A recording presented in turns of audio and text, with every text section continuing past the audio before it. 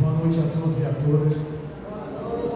É com imensa alegria que eu estou aqui nessa tarde, fim de tarde, início de noite, nesta casa que comemora seus 32 anos de participação na Seara do Cristo, na tentativa de levar o consolo, o amparo a tantos que aqui encontraram em algum momento de suas vidas aquilo que o Espiritismo se propõe a ser, que é o Consolador prometido pelo Cristo, onde Ele nos traz a responsabilidade pelos nossos atos, nos dando roteiro seguro a ser seguido, que é a base maior que nós temos, que é o Evangelho do Cristo.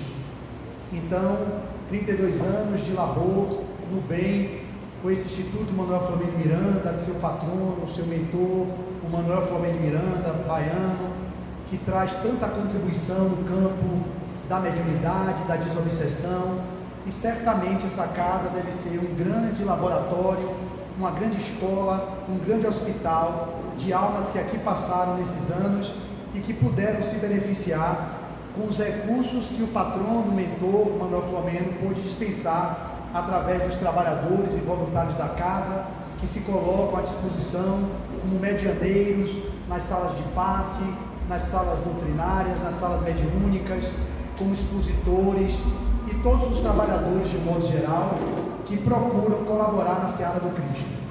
É verdade que estamos no meio de um feriado que na segunda-feira afastou muitas pessoas da casa pela viagem aos interiores, a visita às suas famílias, e isso faz parte de todo o convívio na sociedade.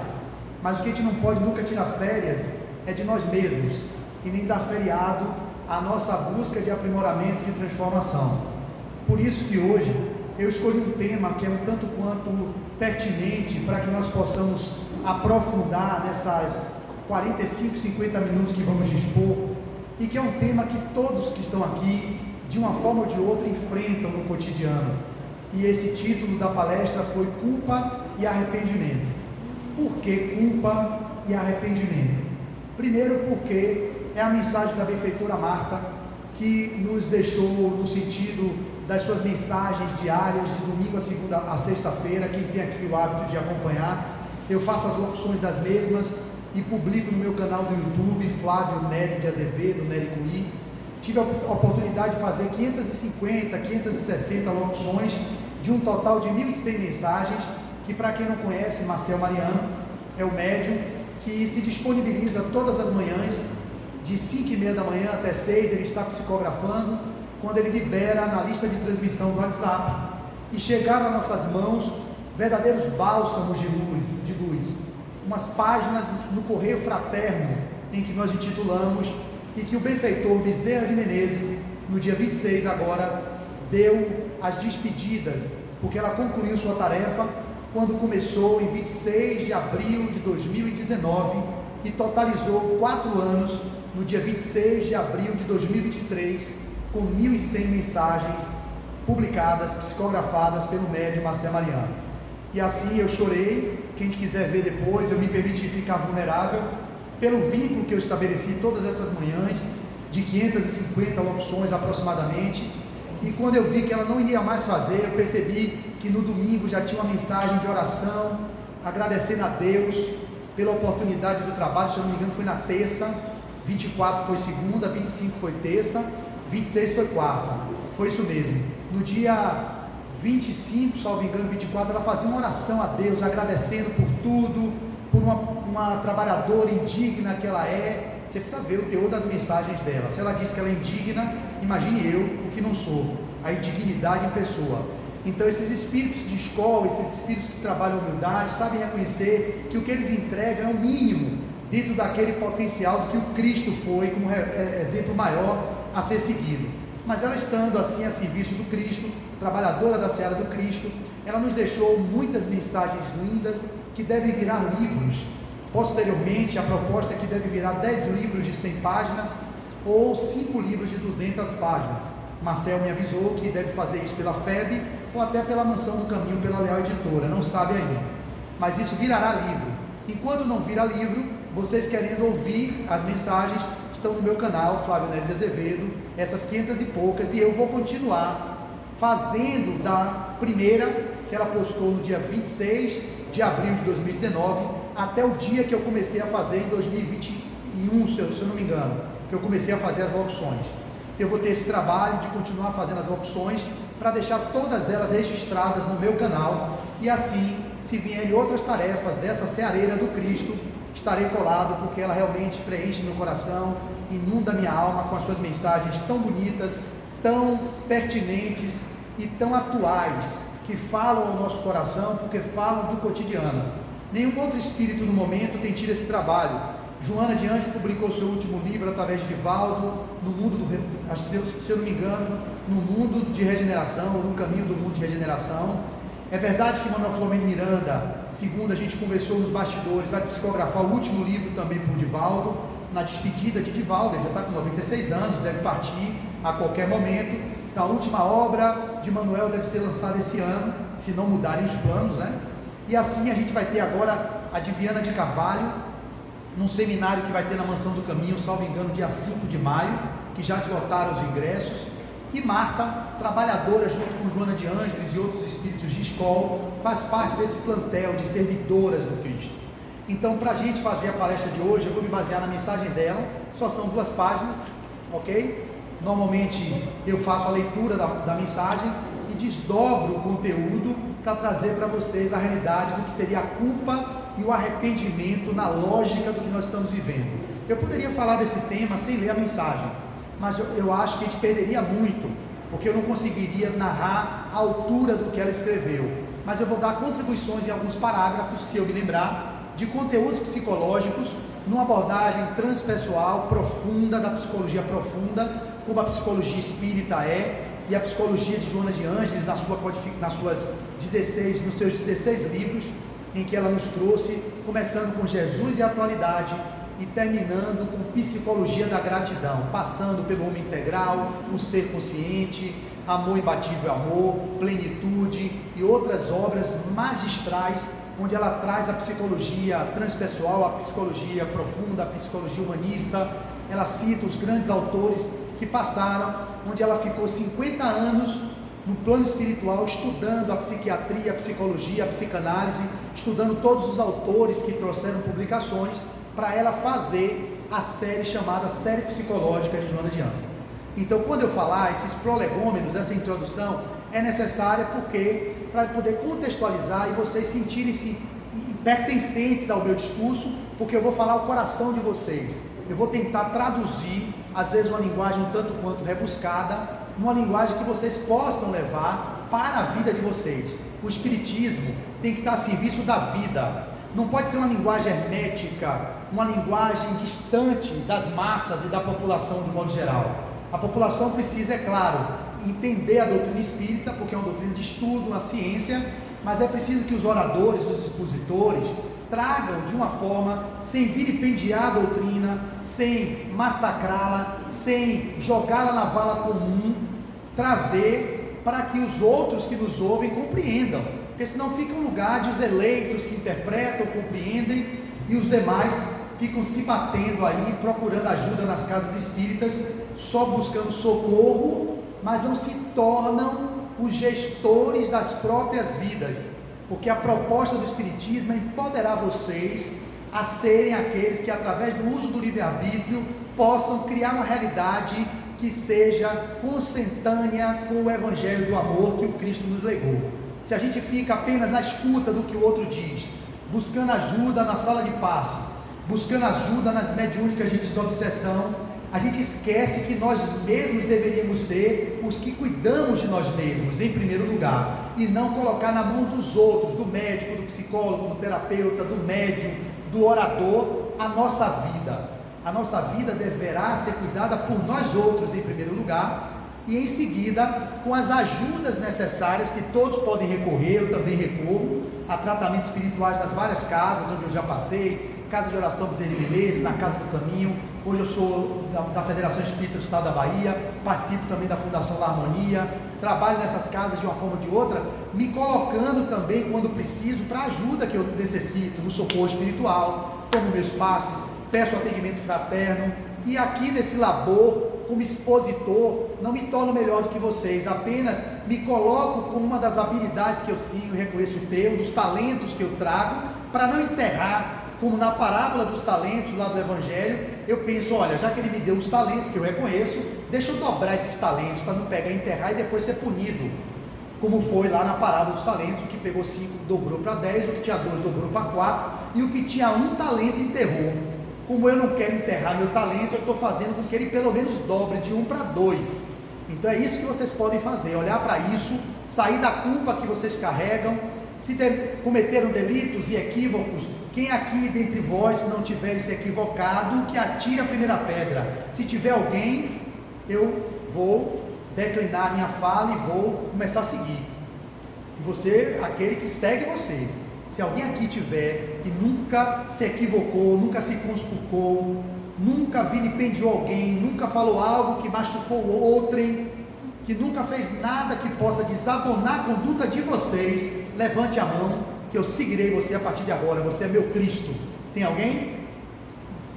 Pode ter um louco aqui, levante, né? Algum iludido, Flávio, eu não tenho equívoco nenhum, porque tem gente que não se conhece nem um pouco, e é capaz de dizer assim, não, eu não tenho, como eu tenho uma paciente que eu estou atendendo ultimamente, e ela disse assim, não, eu não tenho nada que eu me macule, ela tem tanta culpa, ela traz tanta culpa, que vocês vão ouvir eu falar sobre isso, que é tão duro olhar para os equívocos que cometeu ao longo de seus 60 e poucos anos de idade, que chega ao ponto de dizer que não tem nada que desabone ela, que irritasse ela. E numa primeira entrevista bem superficial, eu já começo nas primeiras meia hora de entrevista, eu já percebi um monte de culpa, raiva da mãe, raiva do pai, não gosta do irmão mais velho, não sei o quê. Eu digo, epa, é a senhora que está aí imaculada, que está caminhando com Jesus, que não tem nenhum ponto que possa ser reprochável na conduta sua, ela entra a ficha. Então tem pessoas tão iludidas, que é preciso que alguém venha de fora para desiludi-las.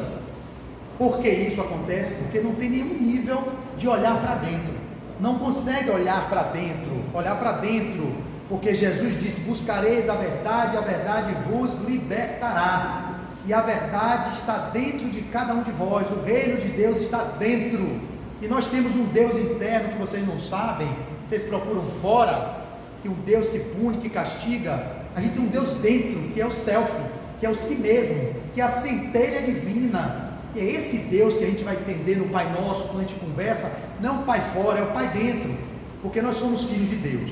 Então hoje de manhã ao acordar, eu já tinha escolhido essa mensagem desde ontem, eu abri o livro Vida Feliz de Joana de Ângeles, e a página que me vem, eu acordei às 5 para as 6 da manhã, cai isso aqui para mim,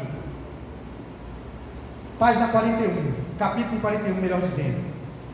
Depois que cometas um erro e tenhas consciência dele, começa a reabilitação. Eu abri isso, gente, a mensagem é sobre culpa e arrependimento, e eu recebo a galinha pulando de manhã cedo, porque quando eu faço uma palestra dessa, eu tenho vontade aqui, eu gosto de centro, eu adoro isso aqui, eu me sinto confortável aqui, é incrível, a escuta de vocês, a presença, a energia que vocês me transmitem. Todas as vezes que eu faço uma palestra aqui, eu me sinto super feliz. Queria agradecer a casa, a egrégora da casa, ao campo que vocês estão aí sentados, criam, porque o expositor é fruto do que está aqui. Tem casas que eu chego, eu não entrego quase nada, bate um negócio diferente, eu tenho que ser verdadeiro, são 12 anos fazendo palestras em várias casas espíritas em Salvador e no interior da Bahia, só nunca saí da Bahia, então eu sinto isso aqui, é diferente, ou seja, tem poucas pessoas hoje, mas eu sinto que tem uma presença no olhar de vocês, que parece que estão todo mundo hipnotizado, parece que as entidades, quando vocês passam ali na porta, hipnotizam. Olha, fique atento ao palestrante, viu? Não deixe, não cochila não, um ou outro que cochila, mas a maioria está todo mundo com os olhinhos assim, ó, só você vê na mão daqui de cima, como é bom ver uma plenária, porque à medida que eu olho, a minha coisa, eu sou professor também, dei aula, quando a gente tem uma turma que interage com o professor, que olha, a gente se entusiasma, a gente deixa sair muito mais conteúdo, a gente quer entregar para aqueles alunos que estão ávidos pelo conhecimento, mas quando a gente vai com uma turma, está um tablet, outro no celular, outro conversando com o outro, deve ser horrível os professores que vivem isso, escola pública e nas escolas de um modo geral. Eu estou em pós-graduação, mas eu sinto que é difícil a gente manter uma presença de entrega quando a plenária ou os alunos não estão de fato engajados naquilo. É um sofrimento que eu devo, os professores aqui presentes devem saber o que eu estou dizendo, né? Deve ter muitos professores aqui, então eu agradeço em primeiro lugar a presença de vocês, a escuta de vocês vai acabar daqui a pouco. Daqui a pouco acaba, falta 40 minutos para acabar, vocês já vão voltar para a vida de vocês, para o oba-oba, que muitos vivem, eu sei que vivem, vê novela, vê jornal, dormir, não ler um livro, começar a pedir ajuda na casa espírita, mas que pelo menos esses 50 minutos aqui mantenham a lucidez de ampliar a consciência e escutar o que Joana de Ângeles tem a dizer, o que Marta tem a dizer e o que eu vou tentar, Flávio, interpretar o que eles estão dizendo para trazer para vocês o que vocês precisam para levar para a vida de vocês. Então, eu já começo a receber a galinha pulando, se 10 para 6 da manhã, quando eu abro o livro aleatoriamente e cai isso para mim. Vamos lá. Depois que cometas um erro e tenhas consciência dele, começa a reabilitação. Nada de entregar-se ao desalento ou ao remorso. A culpa, quando ela se toxifica, ela vira remorso. A mágoa, quando se toxifica, vira rancor. Muitos de vocês têm mágoas e têm culpas. Alguns aprofundaram a culpa no remorso e outros aprofundaram a mágoa no rancor. E é horrível isso, uma sociedade rancorosa e uma sociedade com remorso, a gente não consegue avançar. Vocês vão ver que eu vou falar da culpa terapêutica. A culpa é necessária num nível, e quando nós nos culpamos por algum delito praticado, é sinal de que estamos acrescendo consciência. Por quê? Quem é que nunca se culpa? Um psicopata, um sociopata. Ele mata com requintes de crueldade e não tem culpa. Então, como vocês aqui não são psicopatas, todo mundo vive no maior ou menor grau a culpa. Uns entram na culpa que se toxifica, que vira remorso e fica ali remoendo. Outros têm uma culpa que promove para o impulsionamento do crescimento. Essa culpa é chamada culpa terapêutica. Para não atropelar o tema, é importante eu já ir sinalizando para vocês irem compreendendo. Culpa faz parte da nossa condição. Tem gente que tem culpa que não sabe nem do que tem culpa. Sabiam disso? Eu vi um palestrante falando outro dia assim, eu tinha um paciente que me disse assim, doutor, eu tenho tanta culpa, uma culpa que eu não sei nem do que é que eu tenho, a culpa. Mas sabe por quê? Culpa do passado, do delito praticado em outras encarnações. Vocês sabem disso? Que vocês já viveram antes? Ou não? Aqui não, o pessoal não sabe, né? Aqui o pessoal acho que começou a viver a partir de agora, quando concebeu-se o espermatozoide no óvulo, a vida começou, não é isso? Vocês não sabem que a gente teve vida anterior a essa vida não, né? Porque não é possível, no Espiritismo a gente não tem a reencarnação como uma lei da vida, uma lei de justiça. Sem a reencarnação não há como justificar, explicar as grandes dores que a humanidade atravessa. Então a gente não vai entrar no escopo porque não é sobre a reencarnação. Mas tem gente, ouçam, que reencarna já com culpa da vida passada. Sabe quais são as pessoas? Vou exemplificar. Uma pessoa que foi um pedófilo e que nunca foi descoberto, um exemplo. Um assassino em série, que morreu sem ninguém descobrir. Uma pessoa que foi um corrupto, que desviou verbas e dizimou populações inteiras pelos atos de corrupção que ele cometeu. Ele passou naquela época da encarnação ileso, ninguém descobriu, a justiça humana não viu, mas ele tem um tribunal que é um Deus externo que fica lá, você foi um pedófilo, você corrompeu os menores, você roubou a comidinha da escola do pessoal. Tem um Deus que faz isso? Tem? Tem, ele acha que tem, alguns acham que tem. Não existe um Deus fora que pune, porque no livro dos Espíritos diz, onde é que está escrita a lei de Deus? Está escrita onde? Na sua consciência. Se está na sua consciência, quando você vai acrescendo consciência, mais você vai encontrando as leis de Deus. Olha que lindo. À medida que a gente vai acrescendo consciência, crescer consciência, se desenvolvendo, evoluindo moral e intelectualmente, nós vamos expandindo a consciência divina no mundo. Então, quando você não é pego nessa encarnação, ou numa outra, você reencarna. E você vai ver muitas pessoas que reencarnaram com agorafobia. Agorafobia é a fobia de multidão. Pessoas com síndrome do pânico. Eu não estou dizendo que todo mundo que tem agorafobia, eu tenho síndrome do pânico, diz que eu estou dizendo de uma forma geral. As pessoas que deprimem, pronto, a grande pandemia da atualidade é a depressão. Muitos são culpa do passado delituoso, de coisas que fizeram que, depois que eles tiveram consciência, entraram numa culpa tóxica, que deram remorso, reencarnaram. Muitos casos de esquizofrenia, como diz Manuel Flamengo de Miranda na sua obra Entre a Terra e o Céu, se eu não me engano o título da obra é esse. Ele vai dizer dos casos de esquizofrenia. Dr. Bezerra de Menezes vai relatar, são espíritos que vêm com a consciência de culpa tão grande, que tiveram arrependimento no plano espiritual das besteiras que fez no passado, volta no novo corpo, e aí às vezes na juventude, na adolescência, faz a esquizofrenia hebefrênica, aquela esquizofrenia que acomete os jovens, 18 anos, 19 anos, 17, 18 anos, e o cara fica hebetado, porque a esquizofrenia é a cisão do ego. O que é a cisão do ego?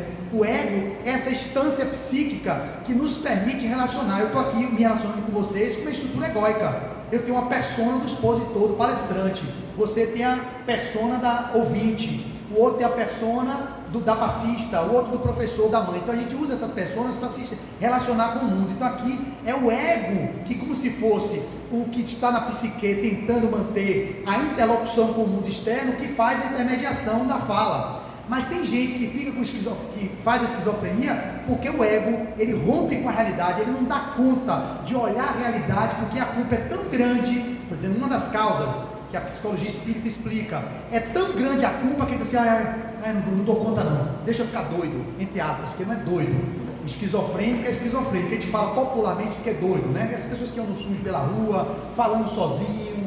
Então, ali estão num grau de culpa profunda que cindiu o ego, ou seja, não dá conta de se relacionar com o mundo, é melhor ficar alheio ao mundo, falando com alguém, porque quando ele volta para a realidade, ele tem que dar conta dos conteúdos que emergem do inconsciente, que ele não quer olhar, ele não, eu matei, eu fui um genocida, deixa eu ficar doido, estou falando doido, gente, com a linguagem para vocês entenderem, deixa eu cindir meu ego, não é que ele queira fazer isso, é um self que está chamando para responsabilidade. Entenda self, para vocês entenderem a linguagem, o que é o self, o espírito imortal, o si mesmo, o Deus interno, tá claro?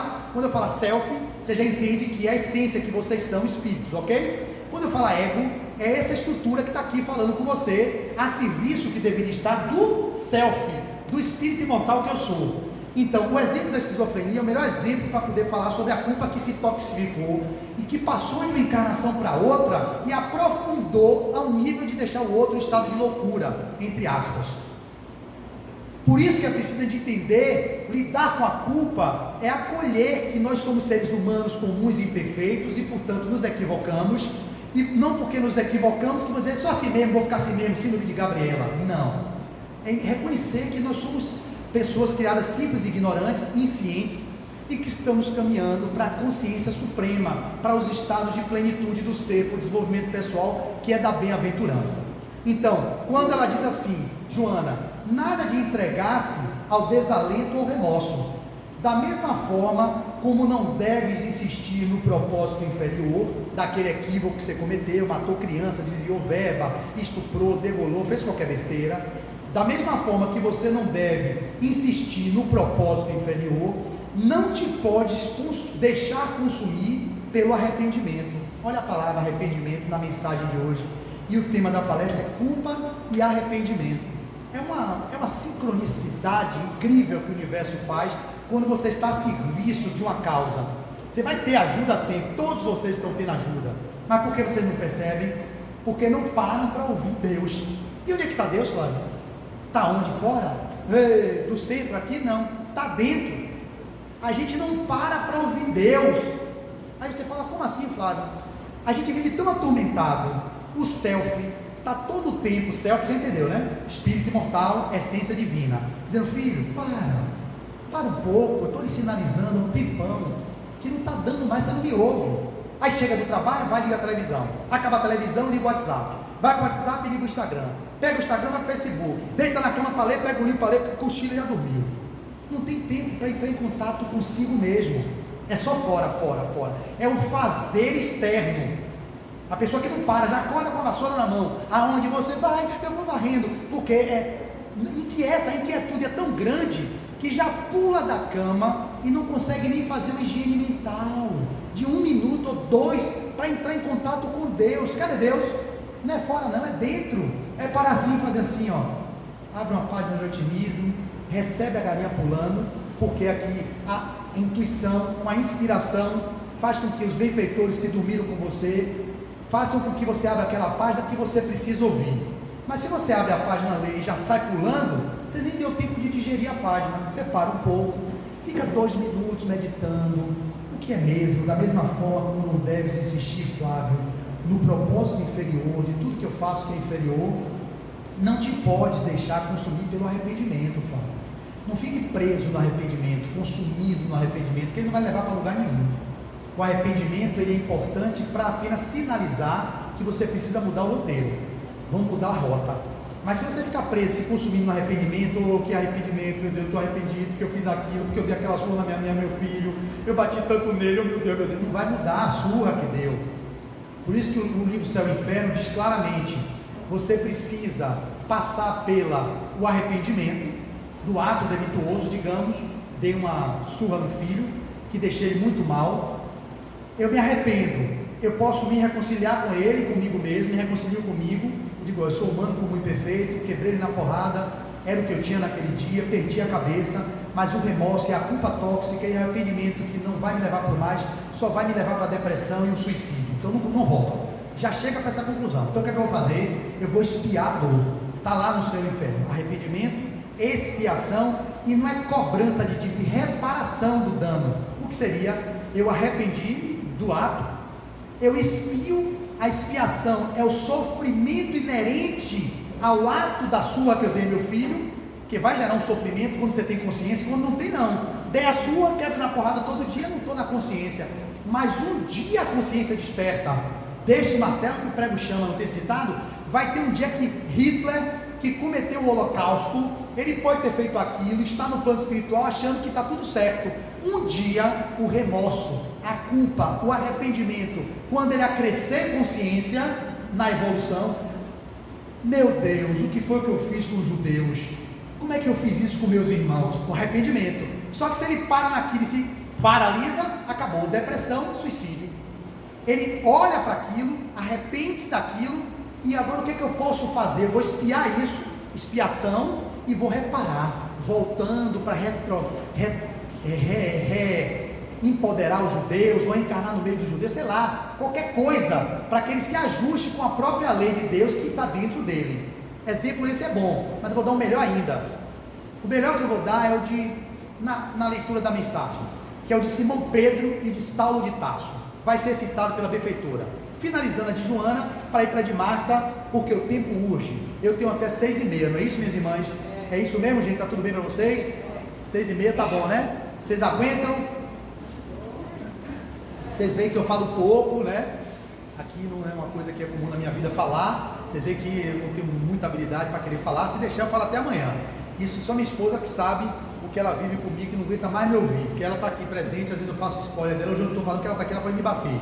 Quando ela não está, eu falo dela, ela fala, deixa estar que eu vou lhe denunciar como abuso, é assédio, está falando de mim sem minha autorização. Mas ela sabe que ela come, coitada, comigo, no juízo. Por isso que em casa, às vezes, eu tenho que calar minha boca, porque já fala tanto na rua, quando você em casa eu quero silenciar um pouco, né? Mas tem que ter o diálogo entre o casal, senão a gente não avança, né, Dezinha? Né, amor? Pelo menos um pouquinho de conversa pode, né, amor? Tá bom. Quando eu quero pedir ela para vir na palestra de hoje, por exemplo, ela veio de lá de Brotas até aqui, de vir ouvindo um palestrante comigo aqui, ela veio. Isso vai me dando suporte. Quando eu entrei aqui na avenida aqui de Itapuã, eu senti uma presença espiritual me dando um passe, eu não vi, mas eu senti que a entidade chegou. A ambiência psíquica que você vai gerando vai favorecendo você a entregar o que vocês precisam ouvir, porque não é para mim. Claro que o primeiro a ouvir sou eu, mas é aquela menina ali que não pisca, é aquela outra que não pisca, é aquela senhorinha ali, é aquele senhorinho que está dando risada, é o senhorzinho que está me olhando. Estou vendo todos vocês aqui, quem está inteirado e quem está engajado e quem não está. Pelo menos até agora não tenho ninguém para desabonar. Todo mundo zóio duro assim me olhando. Está sendo muito bom. Então, finalizando Joana, para ir para Marta, ela finaliza dizendo a mensagem assim: da mesma forma como não deves insistir no propósito inferior, não te podes deixar consumir pelo arrependimento. Este tem somente a função de conscientizar-te do mal feito. Já falei. Perdoa-te, encoraja-te e dá início à tarefa de reequilíbrio pessoal, diminuindo e reparando os prejuízos causados. Que mensagem? Tem melhor mensagem do que essa? Isso é mensagem punitiva? É uma mensagem coercitiva? de punição de um Deus que castiga, uma mensagem de empoderamento, como ela está ali balançando a cabeça, e de dizer: levanta a cabeça, perdoa, reencoraja-te, não permite que o arrependimento te consuma, faz dele um olhar para o mal feito e segue o caminho. Isso é lindo. O Espiritismo é uma doutrina libertadora, é uma doutrina consoladora, não perturbadora. A perturbação é o modelo judaico-cristão das religiões que nós somos originários. Eu sou católico de origem, muitos de vocês foram protestantes, é mais difícil um protestante virar espírita, mas a cultura do cristianismo de um modo geral é uma cultura punitiva, e essa é uma das causas que Joana de Ângeles, na sua obra Conflitos Existenciais, vai falar sobre uma das causas da culpa, a cultura que estamos inseridos, a educação dos pais e o nível da influência religiosa punitiva que nós estamos inseridos, que gera em nós como se fôssemos devedores. E daí Nietzsche, que é um filósofo pessimista, mas que traz uma crítica dura sobre esse modelo religioso em que castram as pessoas, punem as pessoas para manipular as pessoas. É contra isso que nós somos a favor, ou melhor, é contra isso que Nietzsche ele fala sobre isso, e com isso eu concordo com ele, que as religiões se pautaram no medo, na punição, para poder extrair dele o controle sobre a sociedade, com dízimos, com lugares que você compra as indulgências da Idade Média, porque você castiga, botou o sexo no lugar de sujeira extrema, tudo que vocês fazem é punido, Deus castiga.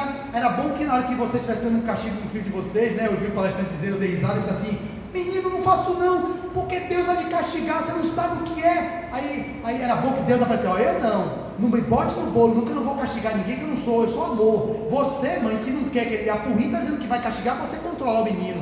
Então a gente até aceita aqueles aqui que estão acima de 50 anos, como eu tenho meio século de vida, que era aquela barbárie que a gente fazia, bolo, cintura usada, meu pai que está com 80 e pouco, a gente até perdoa essa galera que está com 70, 80, nossos pais, porque não tinha tanta informação da pedagogia, da psicologia, como hoje.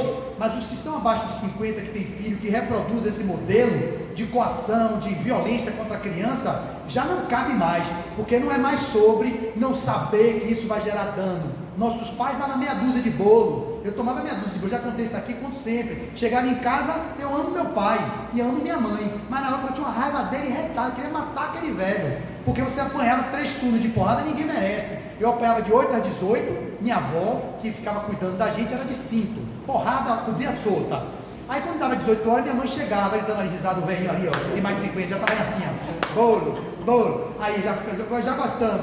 Quando chegava 18 horas, minha mãe chegava do polo Petroquímico de Baçari, minha avó Cília, que eu amo, só tive ela, as outras vozes e vozes eu não conheci, dizia: Helena, esse menino me deixaram doida, brigaram o dia inteiro, mãe, cheguei do trabalho cansado, você já vai botar essa cara. A mãe com a cabeça cheia do trabalho: vem cá, seu corno. Eu era corno e minha irmã era assim, a burra, né? Seu corno, desde pequeno seu corno. Aí eu já carrego esse chifre, minha esposa não me traz, graças a Deus, assim eu creio, mas já carreguei esse peso de corno. Se for corno, não estou aí, porque meu pai só era corno. Aí diz: vem cá, seu corno. Minha mãe: seu corno, vai apanhar, cintura usada lá pelas pernas, lepo, uai, mas batia depois de uma coisa que eu já fiz de manhã, a gente apanhava no segundo turno, beleza.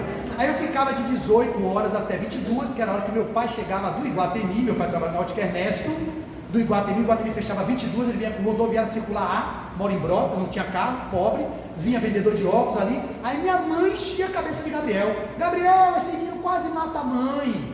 Mãe foi de 8 a 18, minha mãe bateu no turno dela de 18 às 22, bateu o tempo dela, tentar tirar seu couro, e meu pai na vez dele, de 10 horas da noite, já cansado: menino demônio, pega ali demônio, a sandália. Aí meu pai: não, já foi, não, vai pegar seu couro, mais um chama de couro. Eu disse: não, já consolidei que eu sou couro. Aí eu ia pro quarto, pegava a sandália, catina, quem lembra da catina? Molinha, a catina era mole, era isopor puro. Eu dava catina porque aquela era leve. Meu pai, cadê a catina? Que era karatê. A karatê era onde tinha uns birros, os mais velhos lembram. Uns birros, quando batia na mão, ficavam uns birrinhos assim, marca com prego.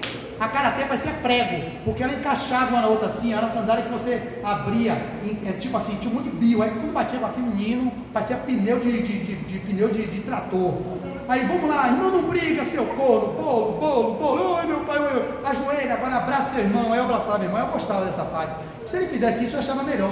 Eu de joelho, castigando assim, olhe para seu irmão, aí eu olhava para ele assim, ele olhava para mim, aí eu ficava rindo pro outro. E eu ia pro quarto com o quê? Amando esse pai, oh, que pai lindo, eu amo esse papai, um ódio miserável, quero matar aquele velho. Óbvio, isso é normal, a criança tem dor. E ainda mandava engolir o choro o seu, aí tá rindo, né? Os velhos tudo rindo, porque já fizeram isso, já traumatizaram meio mundo de criança aí fora. Quem não apoiou não sabe o que é isso, aí tá hoje rindo. Aí meu pai, como quem apanha esquece, não esquece. Quem dá esquece, meu pai, o senhor cobria na madeira em mim. Meu filho não era assim, não, era bolo quase toda semana. Você merecia, meu filho, não, era assim, não, me espancava, era muito, meu pai, batia demais. A gente não se revoltou com drogas, não sei o que, porque nós éramos meninos meio polidos, porque víamos mais ou menos polidos, porque a surra era garantida. Aí no outro dia, estava todo mundo feliz, ele levava para a praia, levava para pescar no Cais do Sul, levava parte da cidade. Então eu não me tornei uma criança disfuncional, mas a raiva ficou, o trauma estava lá do registro do bolo. Então a gente vai carregando isso ao longo da nossa trajetória. Mas vem cá, por que eu falei isso mesmo? Quem está atento aí vai me dizer, vai que eu falei isso. Você melhorou muito, hã? Você melhorou muito, até apanhado tanto assim, mas eu falei isso tudo porque mesmo? Ele está falando da culpa. De quê? Do arrependimento. Então,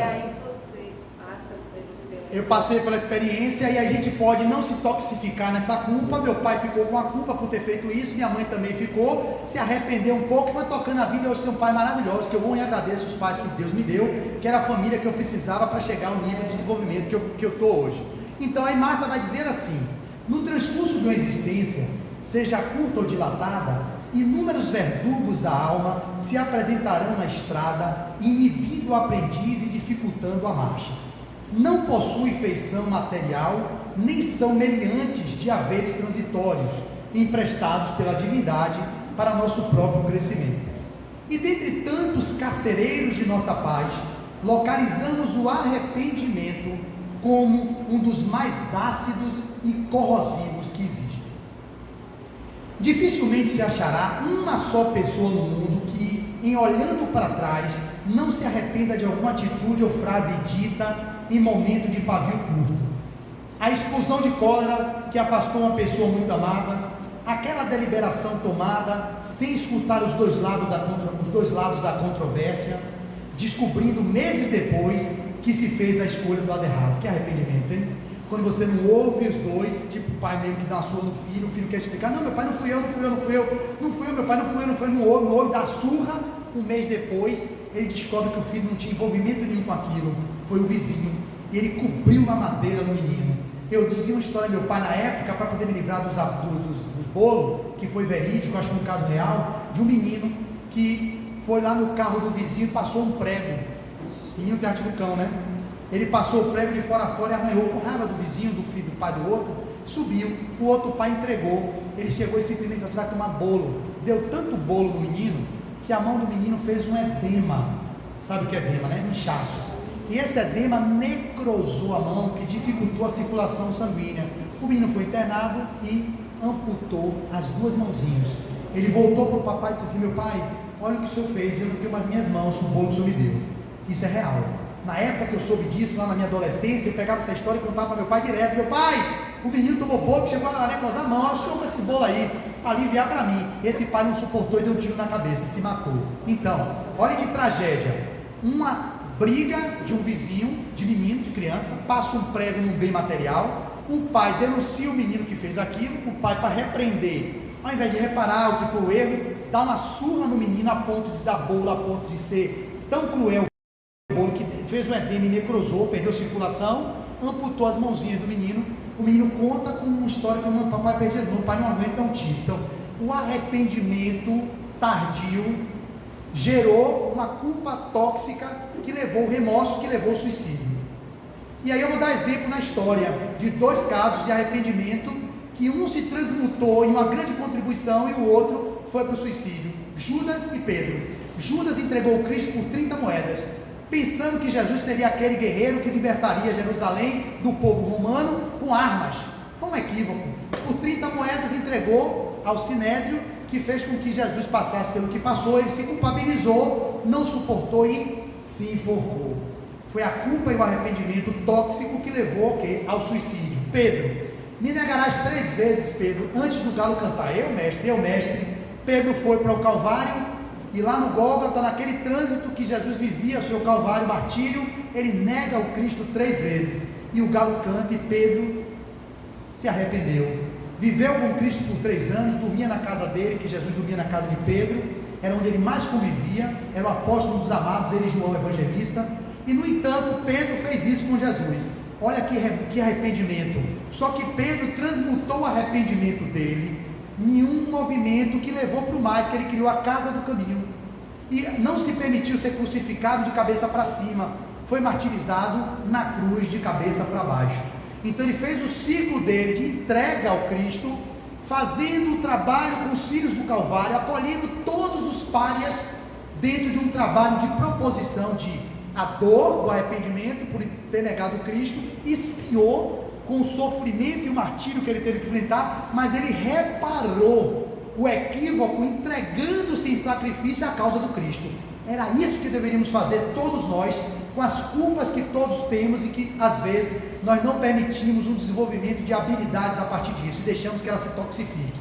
E aí Marta continua, e aí vem uma atitude sacada de intemperança e da precipitação, hoje se refletindo em graves prejuízos no campo dos sentimentos. Com elevada certeza, meus irmãos, podemos afirmar que somos todos almas arrependidas, buscando consertar o estrago causado a nós mesmos nas trilhas da evolução.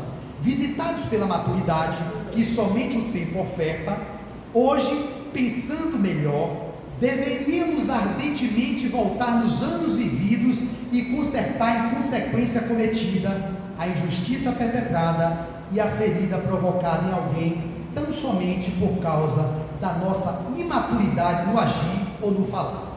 Quando Judas fez aquilo, ele era imaturo. Pedro fez aquilo porque ele era imaturo. Jesus congregou em volta dele 12 pessoas atrapalhadas.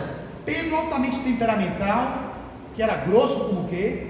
Um monte de analfabeto, um monte de pessoas sem expressão, eram pessoas assim, toscas, e Jesus sabia o que ele estava fazendo, não queria os melhores, ele queria um exemplo de pessoas que poderiam representar a humanidade. Ele não veio para aquele colegiado perfeito, eram 12 apóstolos com suas dificuldades, um traiu, o outro negou, ninguém ficou com ele até o Calvário, exceto João, que ficou no madeiro, os outros todos debandaram. Mas o arrependimento, na história de cada um, todos nós temos uma história de equívoco, e ele vai dizer, Marta vai dizer, e se a gente tivesse ficado em silêncio, pensamos hoje, nada daquilo teria acontecido. Óbvio, você não sabia fazer diferente. Eu estou trazendo aqui não mais culpa para vocês, é dizendo que vocês são seres humanos comuns e imperfeitos, e como seres humanos comuns e imperfeitos, não podem entregar aquilo que não tem condições de entregar. Vocês deram o que era possível, meu pai e minha mãe, eles me deram o que era possível na cultura e na geração dele, como minha avó e meus avós deram a eles o que podiam. Mas se a gente fica reproduzindo isso, como se fosse uma mágoa e um rancor que nunca tem fim, isso na família como na sociedade, onde é que a gente vai parar? Vira uma barbárie, o convívio humano. Alguém tem que parar e entender que me equivoquei, estou realmente consciente hoje, não tinha consciência outrora, como Hitler não teve, como Pedro quando negou, como Judas quando entregou por moedas, como Saulo de Tarso, que também perseguiu os cristãos, apedrejou Estevão, ou melhor, participou do apedrejamento de Estevão, e foi um dos caras que era um assassino, impiedoso, arrogante, e no entanto, quando encontrou Jesus na estrada de Damasco, Senhor, Senhor, já não sei o que vive, o que queres que eu faça? Entra em Damasco e lá dentro lhe direi o que farás. E até o ponto de dizer assim, já não sou eu quem vivo, é o Cristo que vive através de mim. Isso é uma transformação importante, onde o self que é o divino que habita em cada um de nós, se evidencia nessa luta com o ego, chamado função transcendente, onde o self, que é o Deus interno, entenda self, eu repito, é o Deus interno é aquele lado positivo, bom, é a centelha divina, lutando contra o ego, que o ego está lá querendo mandar, desmandar, arrogante, vaidoso, prepotente, e não está ouvindo, e aí não ouve, que eu não concluí, vem uma doença, aí a pessoa desenvolve uma doença e não entende por quê. Poxa, fiz um câncer de tireoide. Claro, você estava com sua voz usando para detratar todo mundo, você destruindo, dando palavrão, xingando todo mundo, brigando com seu pai, brigando com sua mãe. Eu estou lá do céu, o self é Deus interno dizendo: menino, alivia o meu ser interno, a minha sabedoria interior, alivia, Flávio, não repete o padrão do passado, filho. Você foi um centurião despótico, um senhor de engenho, você fez tantas barbáries, escravizou as pessoas. Vamos aliviar essa impiedade que você tem, essa arrogância, essa prepotência. Não, usando a fala como um instrumento de coerção, de abuso. Aí não entende. Quando faz um câncer de tireoide, não estou dizendo que quem tenha seja isso, um câncer de laringe, um câncer de garganta, ou eu estou lhe sinalizando, alivia, você lendo mensagem, não para refletir, não ouve, é só em WhatsApp, Facebook, Instagram, lendo, falando, cadê o tempo de silenciar para ouvir Deus, para ouvir a voz do coração, a voz do espírito imortal que você é? Não ouve. Aí o que é que acontece? A doença vem, a depressão vem, o surto de pânico vem, porque está tanto sem ouvir Deus, que aí às vezes a doença vem como um caminho de reorientação para a vida. Então parem para pensar o que vocês estão fazendo em não escutar o Deus que habita em cada um de vocês, deixando que doenças psicológicas, físicas se instalem, fruto da anulação desse contato com o divino que habita em cada um de vocês. E ela continua dizendo: vivemos a grande maioria, se tivéssemos escutado a voz da ponderação, nosso juízo de valor teria feito uma escolha mais justa. Se houvéssemos aguardado mais uma hora, não teríamos causado um transtorno que se arrasta até hoje. Vivemos, a grande maioria, esse dilema, no cenário íntimo dos arrependimentos tardios. A frase dita, a flecha disparada e o tempo menosprezado são as três dádivas que não mais retornam quando mal utilizados, diz um provérbio oriental muito conhecido. Vocês conhecem esse ditado? A frase dita, a flecha disparada e o tempo menosprezado são as três dádivas que não mais retornam quando mal utilizados. Como é que vocês têm utilizado o tempo de vocês? Tem malbaratado o tempo? Utilizado de forma vil? Usando o tempo que tem desde que acorda, quando vai dormir, vendo programas televisivos um atrás do outro, enchendo a tela mental e o inconsciente com conteúdos que não edificam? Qual o tempo de dedicação para a meditação? Qual o tempo de dedicação para o trabalho voluntário com presença no ato que seja de 1 hora de doação para um velhinho que precisa ouvir ou ser escutado por vocês? Qual o tempo que vocês estão entregando para o cuidado daquele contato com a natureza, de contemplar a natureza, ficar em contato com os pássaros no parque? Mas não é no parque conversando com um e com o outro, não, é parado, sentado e ouvindo a voz da natureza ecoar no seu mundo íntimo, para que Deus se revele através de você. Será que vocês estão usando tempo para isso? Ou não tem tempo para isso? Tem tempo para ir para a Fonte Nova? Tem tempo para ver o Jornal Nacional? Tem tempo para ver a novela Travessia? Tem tempo para ver o Jornal da Globo? Tem tempo para ver o programa de TV meio-dia? Tem tempo de ver Vale a Pena Ver de Novo? Tem tempo para ver Netflix? Tem tempo para ver série? Tem tempo para tudo. Parou para meditar? Não, acabou o tempo, vou dormir. Tem alguma coisa errada com a gente precisa olhar para isso, para depois não entender por que está aí cheio de arrependimento pelo tempo mal baratado, mal utilizado. Quando chega ao final da jornada na Terra e diz assim: meu Deus, e agora? Tem a chance da reencarnação. Mas a gente já vem quantos milênios encarnando, desencarnando, entrando em corpo, saindo de corpo, e não mudando o padrão de comportamento diante da vida, não olhando para a questão que é essencial. Eu não estou dizendo que aqui sejam anjos, espíritos de candura e puritanos, não, nós nos equivocamos. Eu mesmo falo de mim mesmo, quantos equívocos, quantos delitos, quantos arrependimentos de coisas. Eu vejo vários programas de televisão dizendo assim: você se arrepende de alguma coisa? Não, não me arrepende de nada. Isso é um extremo grau de prepotência e de arrogância. É claro que eu me arrependo de muitas coisas que eu fiz antes, que eu não faria hoje. Com a consciência que eu tenho hoje, eu não faria. Eu me arrependo por isso, mas eu não me martirizo por fazer o que fiz no momento que meu nível de consciência não cabia ter outra atitude senão aquela. Eu falo de vidas passadas e da vida atual. Se eu fui um escravocrata, na época que vivia em Cachoeira, com o senhor de engenho, era o que tinha para aquele momento, pegar os negros, botar no pelourinho e quebrar na chibata. Era isso, eu fui senhor de engenho. Mas depois eu me arrependi de escravizar os negros, porque negro é negro na pele, mas não tem cor no espírito. Eu voltei como negro americano, reencarnei como líder comunitário, não escravo. Não precisa ser com a lei, com ferro fere e com ferro será ferido, não é a lei de Italião, é a lei de amor, de justiça, de caridade, de possibilidades. Eu volto como um negro líder comunitário, protestante, para empoderar os negros do sul, porque Abraham Lincoln libertou os negros do norte e eu era um dos que vivia no sul e precisava levar a liberdade aos negros. Então eu escolhi o retorno ao corpo não como negro escravo, mas como negro que empoderaria negros para se insurgir contra o domínio, o tacão dos americanos escravocratas.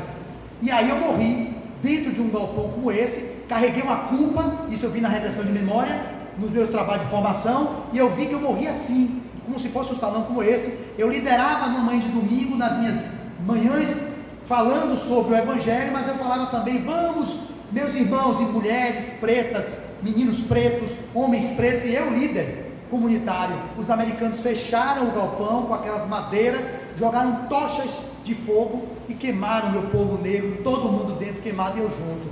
Eu fui para o plano espiritual com a culpa, um arrependimento, porque eu achava que a minha liderança era para empoderar, e eu levei eles para uma reunião que matou todo mundo. Olha que culpa que eu carreguei. Aí eu fui para o plano espiritual, lá fui recebido pela minha comunidade negra, que veio me acolher e dizer, você fez o que devia, nós honramos e agradecemos o que você fez. E eu me liberei da culpa numa regressão de memória, porque eu carregava essa culpa até hoje sem saber de onde vinha. Não queria liderar nada, tinha medo de liderar, com medo de minha liderança levar o óbito dos meus liderados. Olha quantas leis de causa e efeito se imbricam e vocês ficam paralisados com a culpa e não sabem por quê. Então esse negócio de ficarmos discutindo, somos todos irmãos, filhos de Deus, espíritos imortais, que assumimos o papel de índio, de preto, de branco, de pardo, em momentos históricos, para nos aprendermos a viver nas experiências diversas, para ir caminhando para a evolução.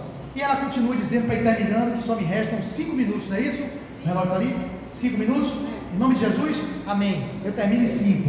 Vamos lá. Então, a frase dita eu já falei, a flecha disparada e o tempo menosprezado são as 3 dádivas que não mais retornam quando mal utilizados, diz um provérbio oriental muito conhecido.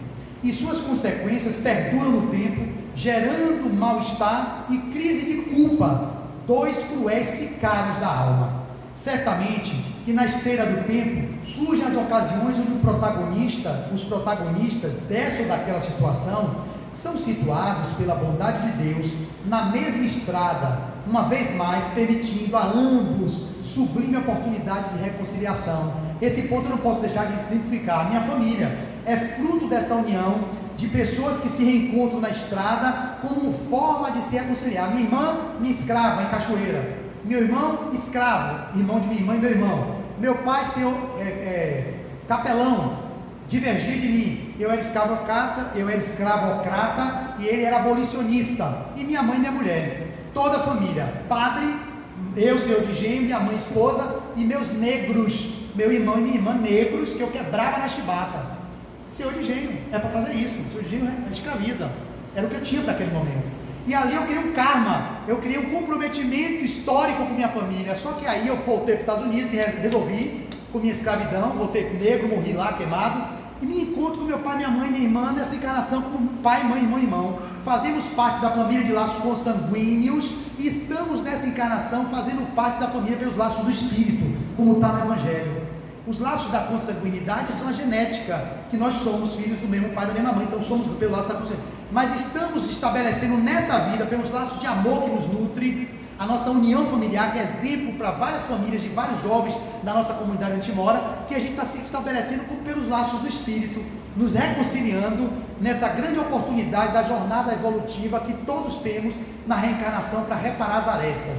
E ela continua: um melhor entendimento das causas geradoras do equívoco, reaproximação entre irmãos que por longo tempo estiveram em trincheiras diferentes, casais que romperam a unidade conjugal por suspeitas infundadas, desde fiz umas 8 regressões com ela, não vou falar das regressões dela, mas teve várias vidas na África. Hoje ela veio branca de olho azul, Isso que eu digo, gente, isso é fato. Ela é branca de olho azul, é gaúcha, deve ser italiano. Ela morreu como negona, negão, né amor?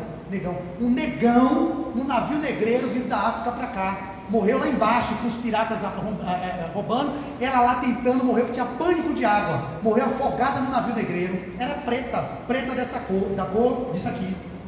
Então é branca hoje de olho azul, a ideia é branca de olho azul, mas já viveu preta também. Quem é preto hoje foi branco, quem é preto hoje vai ser branco amanhã, quem é índio hoje vai ser europeu. A vida é isso, você encarna em grupos. É óbvio que com isso a gente não vai banalizar o racismo e nem dizer que isso tem que ser legitimado, não, mas o olhar tem que ser sob a perspectiva do espírito imortal. Nós somos espíritos imortais, somos uma população preta.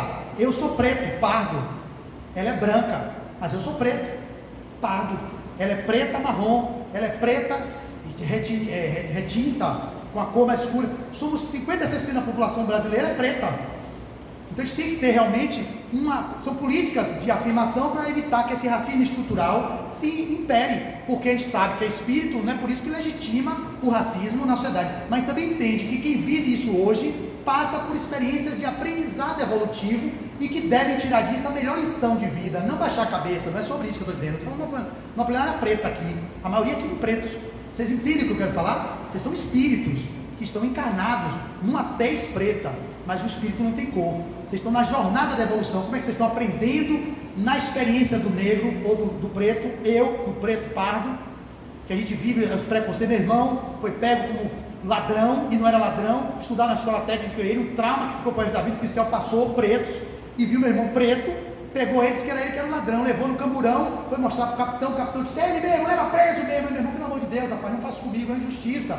Eu não sou ladrão, eu não roubei, eu estou na escola técnica, eu faço química. Aí uma menina do prédio que viu a gritaria disse: não, eu conheço ele namora com uma menina aqui na frente, pelo amor de Deus, não faço com o rapaz não. Aí tá vendo você, tá vendo? Aí botou meu irmão no camburão e levou para dentro de casa no camburão. Para quem chega no camburão, as vizinhanças vão achar que o quê? Que é ladrão. Ficou o trauma para a vida de ter. Meu irmão hoje fica num lugar assim, tenso, entra no lugar, meu irmão está olhando para mim, não quer botar a mão no bolso, preocupado. Eu sei como nós vivemos. Os que são mais de cor mais escura sofrem mais ainda, eu sei disso, mas entendam, tirem uma lição de aprendizado, ergam a cabeça. Não é permitido o racismo, mas entendam, eu estou vivendo isso por quê? Para quê? Qual é a experiência evolutiva que eu estou vivendo na raça negra, que sofre tanto preconceito? É essa a pergunta. E ela vai continuando e dizendo, como é o aniversário, eu vou passar 3 minutos, viu? Por favor. Então, pode ser, gente, tudo bem? Para acabar de ler o texto aqui, em nome de Jesus, amém. Digo amém, a minha comunidade, que não joguem aqui lanças, nem queimem o meu povo não, pelo amor de Deus. Então, olha quantos exemplos eu dei na prática. Na prática, é isso que eu quero que vocês levem para a vida, reflitam a vida assim. Meu amigo doutor Ildefonso Espírito Santo, morreu aos 96 anos de idade, preto, e ele dizia assim: Flávio, médico, sanitarista, eu ficava na lapinha com ele, conversando até 2, 3 horas da manhã, ele disse assim: olha, a experiência do negro é uma coisa incrível, ele é negro, e que sofreu preconceito, mesmo como médico. Ele era presidente do Congresso Espírita, entrava Divaldo Franco, passava, entrava fulano branco, passava, entrava Peixinho, passava, quando chegava, o Peixinho não é preto, quando passava Ildefonso, barrava ele. Ele falou assim: Flávio, eu ficava na cima, assim, aí baixava a cabeça, ele acolhia aquilo, ele não se indignava, não, ele sim, aí pessoal, o senhor credenciado, aí pessoal, não, esse é o doutor Ildefonso, ele é o presidente do evento, mas porque é preto, não acha que pode ser o presidente do evento. Eu entendo isso tudo. Então ele foi falando comigo filosoficamente, um homem sábio, faleceu com 96 anos de idade. Ele conversava comigo sobre as características do negro, as filhas dele, uma psiquiatra, outra arquiteta, tudo, nunca saiu da lapinha ele, se manteve no bairro popular, naquele bairro preto que é a Liberdade, e ali ele ficou, se estabeleceu ali, e viveu a experiência da cor negra, dizendo o que é que tem de ensinamento nessa experiência minha. Eu me tornei médico, sanitarista, e mesmo assim, imagine, ele com títulos acadêmicos, sofre o preconceito, o racismo estrutural. Imagina aqueles que estão à margem, que não têm escolaridade, que são semi-analfabetos, que não sofrem. Eu compreendo que sofrem, mas é preciso olhar de forma espirítica. Por que eu estou passando por isso e para quê? Por que não? Por que leva a culpa? Ou por que leva a depressão? Para que eu estou vivendo isso? E eu estou dizendo para que baixar a cabeça? Não. Para que? O doutor Afonso nunca baixou a cabeça, mas sempre com dignidade, assim: não, amigo, eu sou o presidente do evento. Ok, Raul Teixeira, professor doutor negro do Rio de Janeiro, doutor em física, que não sofreu de preconceito. Raul Teixeira sofreu AVC e tudo mais. Então Divaldo menos, que é branco, entende o que eu quero dizer? Divaldo Franco branco, 2º grau completo. Doutor Ildefonso preto, médico, Raul Teixeira, preto, doutor em física, os dois que estão titulados academicamente, mas por serem pretos, sofrem muito preconceito. Divaldo, que é branco, provavelmente não passou pelo mesmo sofrimento. Então, eu estou trazendo essa consciência para vocês olharem para isso. Não era para falar sobre esse tema, mas eu acho que culpa e arrependimento cai muito a ver com o tema de hoje. Vamos finalizar. Então, para terminar, não vou parar mais.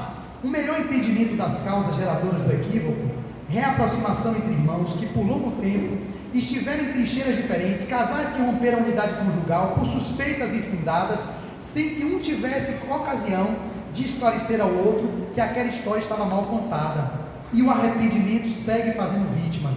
Mas na farmácia do Evangelho existe remédio para todos os males. Intriga se cura com perdão recíproco. Olha a receita agora. Intriga se cura com perdão recíproco. Só a paz legítima dissolve a nuvem escura da guerra e da violência. A bondade restaura os tecidos necrosados da indiferença. A confiança anula a praga do ciúme. O amor se presta como imunizante para qualquer outro disparate ou enfermidade das emoções. O arrependimento é estágio inicial da reabilitação de ser perante ele mesmo. Então vou repetir, o arrependimento é estágio inicial da reabilitação do ser perante ele mesmo. Uma dor não localizada começa a incomodar o arrependido, que melhor avalia a situação e percebe, tardiamente, que se precipitou no julgamento ou adotou posição intolerante sem só pesar com equilíbrio as razões de cada personagem. O arrependimento exige recomeço, sem mais poder consertar a ação nefasta. Uma nova ação deverá ser feita para anular os efeitos da primitiva atitude. As noites insones, que é a expiação, ficarão como saldo desagradável da consciência em fogo. Olha a expiação. As noites insone por ter feito um delito e não ter se permitido se desculpar pelo delito praticado. Onde o olhar se detenha, parece que o arrependimento sempre enxerga o mesmo cenário de sua queda. Em Palmira, Saulo de Tarso encontrou duas vítimas de suas perseguições inclementes, Áquila e Prisca, com eles confabulando na solidão do deserto e refazendo seus enganos dos templos do Sinédrio em Jerusalém. Pedro foi advertido por Jesus de que antes que o galo anunciasse a alvorada, o pescador o negaria por 3 vezes. Simão se reabilitou na casa do caminho e no serviço incessante ao próximo, até sua crucificação em Roma, onde foi martirizado de cabeça para baixo. Tens em teu ficheiro íntimo, meus irmãos, alguma fotografia marcada pelo arrependimento? Fique na cabeça de vocês, para terminar. Trazes uma dor oculta de todos, não obstante teu sorriso quase constante na cara, mesmo tendo a dor oculta da alma. Em teus instantes de silêncio, teu pensamento busca imediatamente aquela pessoa que não compartilha mais tua estrada, afugentada por ti na chibata de tua arrogância. Eu, chibatando os negros lá como fui seu gênio? Sim, e no lugar ficou um vazio e o caldo vinagroso deixado pelo arrependimento. Busca, terminando, libertar-te da culpa. Ergue-te do ócio, presta atenção agora, é o final, e busca servir a alguém em pior situação que a tua. Aguarda o tempo de Deus, chora quando possível teus deslizes e inquietações, mas não transformes teu pranto em fuga psicológica da tarefa de tua inadiável reabilitação. Errastes, mas não tinha maturidade. Feriste, mas pensavas estar agindo corretamente. Pronunciaste duras palavras, mas não tinha exata noção do que estavas falando. Anulaste em ti o bom senso e te deixastes aconselhar pela precipitação. Aponte uma pessoa no mundo que esteja irrepreensível. Atire a primeira pedra quem não consegue, que não carregue consigo esse fogo interno. Só Jesus, ela termina, transitou entre nós de maneira irrepreensível. Da manjedoura ao Calvário, nada disse ou cometeu que gerasse culpa ou arrependimento, e nunca nos julgou, até hoje, estendendo braços abertos em nossa direção, a fim de nos reerguer das quedas já cometidas, apontando rumos novos. Segunda-feira foi o dia que publicou. Um ótimo dia para você deixar o arrependimento no domingo e seguir na semana trabalhando novos valores, lapidando arestas e cultivando laços de afeto. Só o bem anula o mal, só a luz dissipa a treva, e só a ação no bem liquida o terrorismo do arrependimento. Vale a pena experimentar.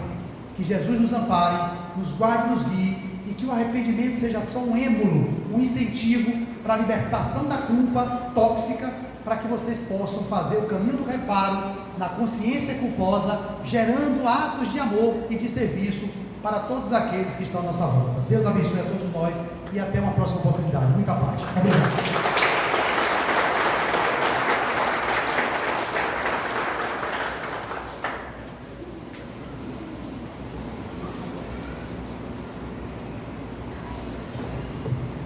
Então vamos nos preparar para a prece que vai fazer agora. Acomode-se na cadeira. E vamos lá. Música.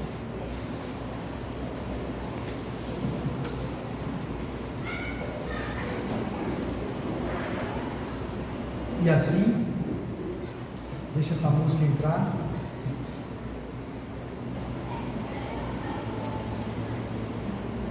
Aquietando nossos corações,